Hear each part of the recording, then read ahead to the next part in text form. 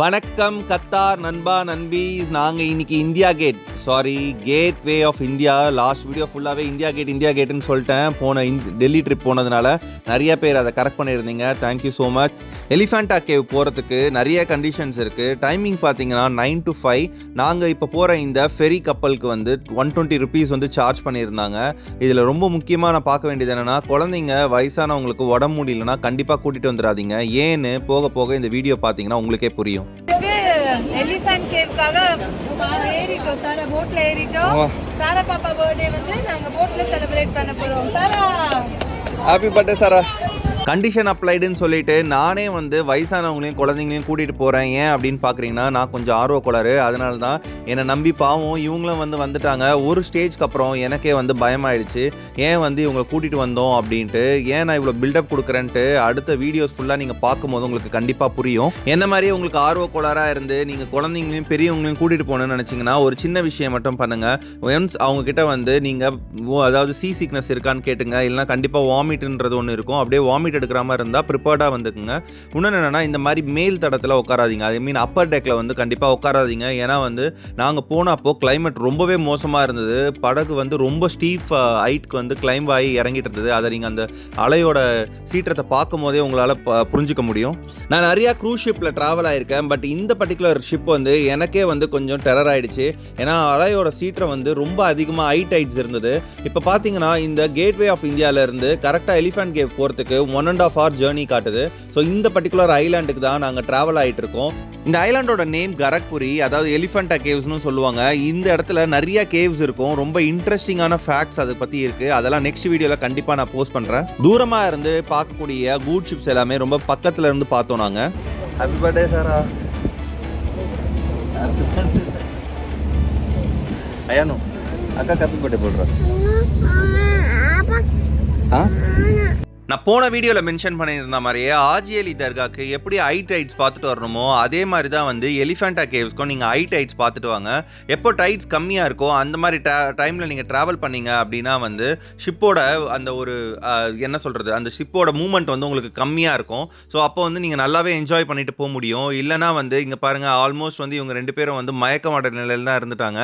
கிட்டத்தட்ட 1 or 2 times வந்து வாமிட்டும் வந்து பண்ணிட்டாங்க. ஸோ பெட்டர் நீங்கள் இந்த மாதிரி ஷிப்ஸில் ட்ராவல் பண்ணும்போது வாமிட்டிங் பேக் இல்லைனா ஏதாவது ஒரு கவர்ஸ் மட்டுமாவது எடுத்துகிட்டு வந்துடுங்க. அப்படி இல்லைனா கண்டிப்பாக கஷ்டம் தான். இந்த கப்பலோட நங்கூரம், அதை மீன் லைக் ஆங்கர் எவ்வளோ பெருசாக இருக்குது பாருங்கள், அந்த ஆங்கர் மட்டுமே. அதே மாதிரி ஷிப்பில் ட்ராவல் பண்ணும்போது நான் இப்படி உட்காந்து ட்ராவல் பண்ணுறேன் பார்த்தீங்களா, இந்த மாதிரி ட்ராவல் பண்ண ட்ரை பண்ணி பாருங்கள். ஏன்னா நம்ம சீட்டில் உட்காரும் போது அந்த அலையோட மூமெண்ட்டை அந்த அளவுக்கு எக்ஸ்பீரியன்ஸ் பண்ண முடியாது. தரையில் உட்காரும் போது அந்த அலையோட அலையாக நம்ம மிதக்கிறத வந்து அவ்வளோ சூப்பராக ஃபீல் பண்ண முடியும். ஆல்மோஸ்ட் ஐலாண்ட் கிட்ட வந்தாச்சு. இப்போ வந்து இவங்க மயக்கமாக இருந்த இவங்க எல்லாரையும் தண்ணி தெளித்து எழுப்பி நான் வந்து புத்துணர்வுலாம் கொடுத்து நிற்க வச்சுருந்தேன். சாராவை எஸ்பெஷலி வந்து அந்த கேப்டன் ரூமுக்கு கூட்டிகிட்டு போயிட்டு அவங்க பர்த்டே செலிப்ரேஷன் டைமில் அவங்களுக்கு ஹாப்பி பர்த்டே விஷஸ் பண்ணிவிட்டு நல்லா என்ஜாய் பண்ணிகிட்டு இருந்தோம். அவங்க ஆல்மோஸ்ட் கொஞ்சம் தெளிவாயிட்டாங்க. நான் பயந்துட்டேன் ஒரு ஸ்டேஜ்க்கு அப்புறம். ஏன்னா ஏதாவது இவங்களுக்கு மயக்கம் அடைஞ்சிட்டாங்க என்னன்னாலும் நீங்கள் திருப்பி ரிட்டர்ன் ஆக முடியாது. அதுக்கும் வந்து அவ்வளோ டைம் தான் எடுக்கும். இது 1.5 hour ஜேர்னி. ஸோ யாராவது நீங்கள் உடம்பு சரியில்லாதவங்க இல்லை குழந்தைங்களை கூட்டிகிட்டு வந்தால் ரொம்ப ரொம்ப கேர்ஃபுல்லாக வாங்க. நாங்கள் இப்போ பண்ண மாதிரி விஷயங்களை கண்டிப்பாக பண்ணாதீங்க. எங்களுக்கு ஏர் சிக்னஸ் பேக்ஸ் அதெல்லாம் இருந்ததுனால ஒரு வழியாக நாங்கள் இன்றைக்கி மேனேஜ் பண்ணி வந்தாச்சு. வந்தோடனே நிறைய சாலட்ஸ் அண்ட் ஃப்ரூட்ஸ் வந்து நாங்கள் வாங்கிட்டோம். இந்த இடத்துல பார்த்தீங்கன்னா எலிஃபெண்டா கேவில் என்ட்ரானோடனே வந்து பை வாக் வந்து நீங்கள் அந்த மலை இருக்குது பார்த்தீங்களா, தெரியுதுல, அந்த இடத்துக்கு நீங்கள் நடந்து போக முடியும். அப்படி இல்லை அப்படின்னா வந்து டாய் ட்ரெயின்னு இருக்கும். அந்த ட்ரெயின் மூலியமாகவும் வந்து உங்களால் ட்ராவல் பண்ண முடியும்.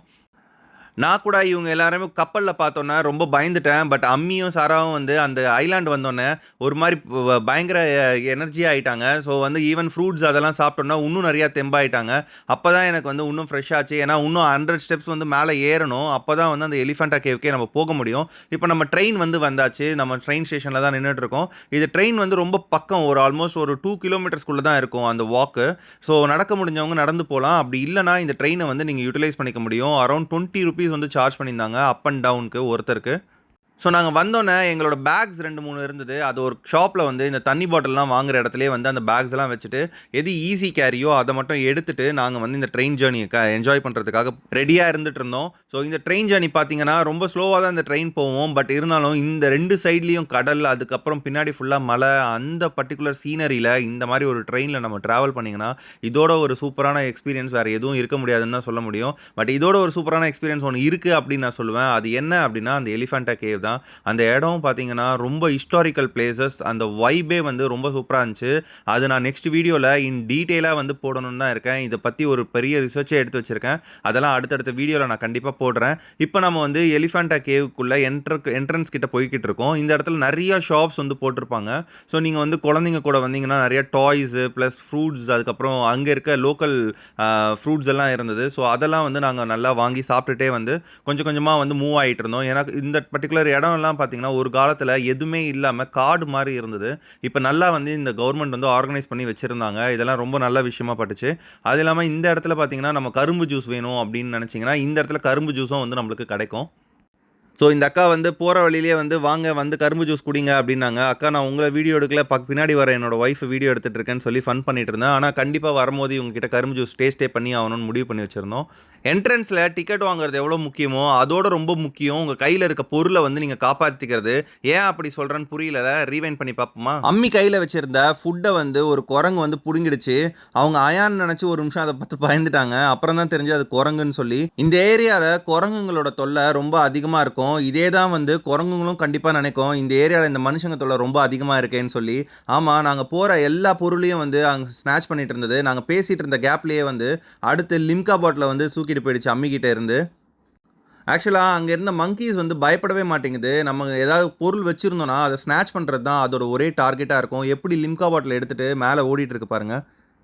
ஸோ ஹீட்டபிள்ஸ் ஏதாவது இருந்ததுன்னா பேக்குள்ளே போட்டு வச்சுக்கோங்க. எஸ்பெஷலி கேமரா ஏதாவது இருந்ததுன்னா நிச்சயமாக வந்து அதை கையில் வச்சுட்டு இருக்காதிங்க. அந்த குரங்குங்க வந்து அதுவும் ஒரு ஹீட்டபிள்ஸ்னு சொல்லி தூக்கிட்டு போயிடும். அழகாக நாங்கள் வாங்கிட்டு வந்த லிம்காவை வந்து அங்கே உட்காந்து குடிச்சிட்டு இருக்க அந்த குரங்கு எங்கள் லிம்கா பாட்டிலே எடுத்துகிட்டு அந்த லிம்கா பாட்டில் எங்கே நாங்கள் பிடிங்கிற போகிறோமோ அப்படின்ட்டு பார்த்து குடிச்சிட்டு இருந்தது. பார்த்தா நாங்கள் இங்கே எலிஃபண்ட் கோயிலுக்குள்ள உள்ள வந்தனே பட்ட பகல்ல வழிப்பறி நடந்தது. எங்கள் அம்மாவுக்கு தான் அதுவும் நடந்தது. அயான்னு நினைச்சேன் நாங்க ரம்மி, அதுதாங்க